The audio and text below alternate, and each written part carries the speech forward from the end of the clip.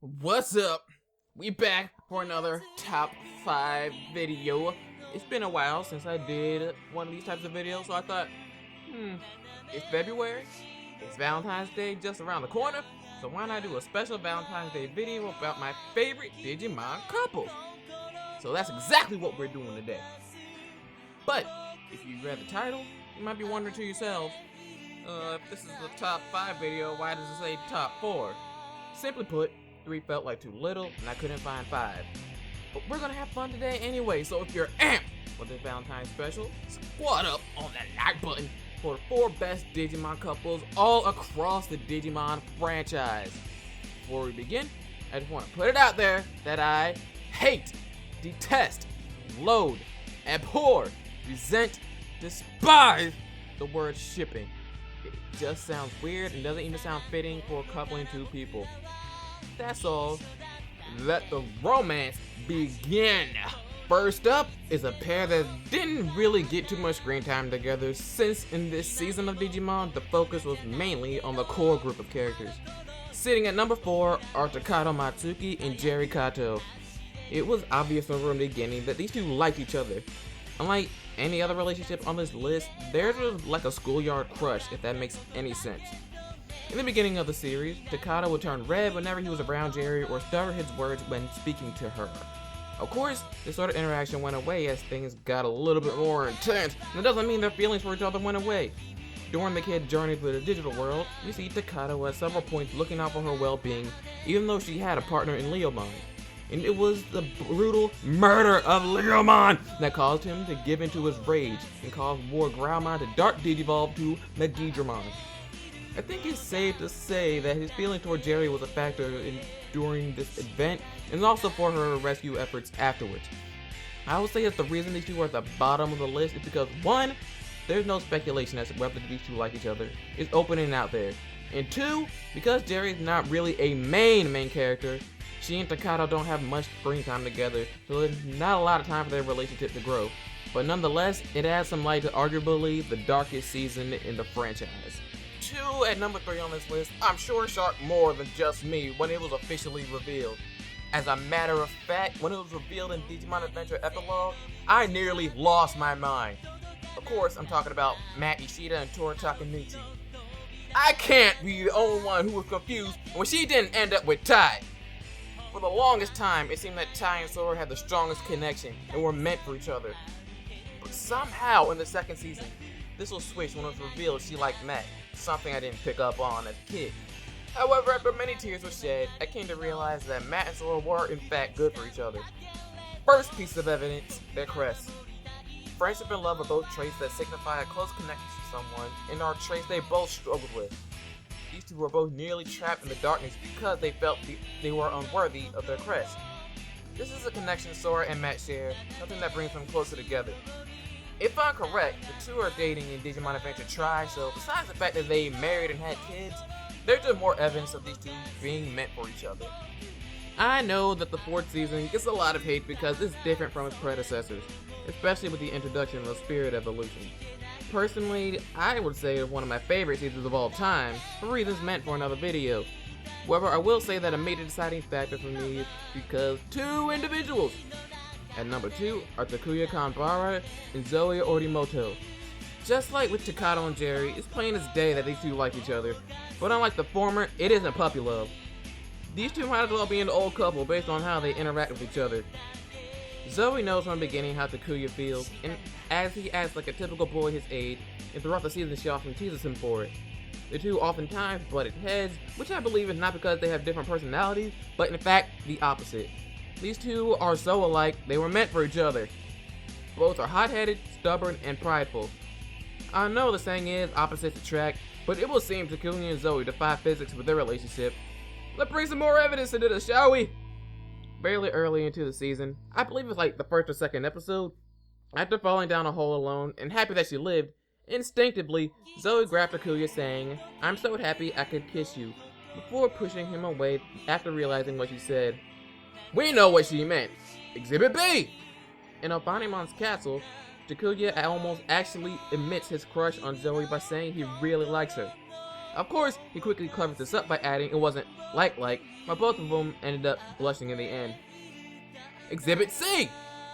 Before the battle with Cherubimon, Zoey offers him a date if he wins, and during a dream he had while knocked out in battle, he is lying on her lap on their date, implying heavily he wants it to happen. Both of them look like they were enjoying themselves and were at peace. This relationship seems to be two had blah blah blah. Calm down. I'm not doing this again. The relationship these two have is awesome because I feel it's relatable to how I feel a real relationship should be. You love and care for each other deeply, but life doesn't have to be unicorns and rainbows all the time. Butt heads, argue, add some spice to your lives. Otherwise it'll just be bland and tasteless. Cooking jokes aside, there is only one Digimon couple that stands above the rest. When it comes to two people being meant for each other, it gets no better than those at the top of this list. There is so much evidence that these two belong together that it's ridiculous, and the fact that the writers left it ambiguous was both genius and infuriating at the same time. Ladies and gentlemen, give it up for my all-time favorite Digimon couple! Takuya TK Takaichi and Kari Kamiya. Most of you, if you've been with my channel for a while, might have already seen this coming. But here, I'm gonna give you all the reasons for why they're my favorite. First off, if you want to find out more information regarding the relationship, do not, I repeat, do not go to digimon.wikia.com. It downplays the relationship of these two it downplays the possibility of these two having romantic feelings toward each other to the point that it's almost non-existent. Just type it into Google and you won't be disappointed. Now it's digging time. First off, let's look at their Digimon. The two both have Angel Digimon. That's not much to support any type of relationship, but the fact that they both have Angemon and Angelmon, and that they're the only two in the groups to have them, indicates some form of connection. How about their Armor Digimon, Pegasusmon and Aferitimon? They both Armor Digivolve at the same time and need each other to perform Golden Noose. Coincidence? I think not. And overall, Patamon and Gatomon seem to be on very good terms with each other, making them a good team in battle. Next, we look at the crest. As you may or may not know, TK has the Crest of Hope, while Kari is the owner of the Crest of Light. Azulongmon explains to the Digidestined that the crest was different from the others, and that they are compatible, suggesting something about their owners. I don't know about you all, but that sounds like some major evidence to me. Now I think it's about time we talk about them, and boy oh boy, there's a lot to talk about. After Kari was introduced as the 8th child and officially joined the team in the digital world, TK seemed to be interested that someone his age was now with him. When she became severely sick, he showed visible signs of worry for his friend, including tears. He is also entrusted by Tai to protect her, something he does throughout the ordeal with Piedmon. Kari tells TK how scared she is, causing him to immediately try to look brave for her in the face of danger. Piedmon even teases them after cutting the rope, saying they're falling for each other. There wasn't too much other evidence in Season 1 apart from them being the same age, but trust me when I say it gets better in Season 2. The two are able to comfortably give a conversation with each other after not seeing each other for a while, something Davis gets jealous of. We all know that Davis is infamous for purposely mispronouncing TK's name, something that irked me as a kid. When this happened for the first time, it was Kari, not TK, who took offense and corrected him. This even happened on another occasion while they were in the digital world. In episode 13, when Kari was being troubled with the Dark Ocean, you see throughout the entire episode deeper sides to both of these characters. The inner vulnerabilities Kari has and TK's fears of losing her. After she told him about her fear of giving into the darkness, he says, and I quote, "Look Kari, I care too much about you to let anybody take you without a fight." In the Japanese version, he reprimands her for being too dependent on her brother, believing she's strong enough to fend for herself. She even told TK that she cared for him as well. There's a whole heap of evidence as to why these two belong together, but so I don't make this video any longer than it already is, I'll end it off with a few miscellaneous tidbits. They would often stand side by side, an indicator of closeness in a lot of anime. When the Digimon Emperor first appears to the kids, TK extends his arm in front of Kari to protect her, using his body as well when he reappears for a second time. Maybe they're the only ones who smile when Armor digivolving their Digimon. During the movie, Kari tells Mimi that the other part of them traveling to New York was to visit her, and it was also to make Davis jealous. TK is also shown to be slightly jealous when Kari messages Davis and when Willis kisses her at the end. The finale poster clearly shows them holding hands with the poster showing other known couples as well. Yeah, friends don't do that.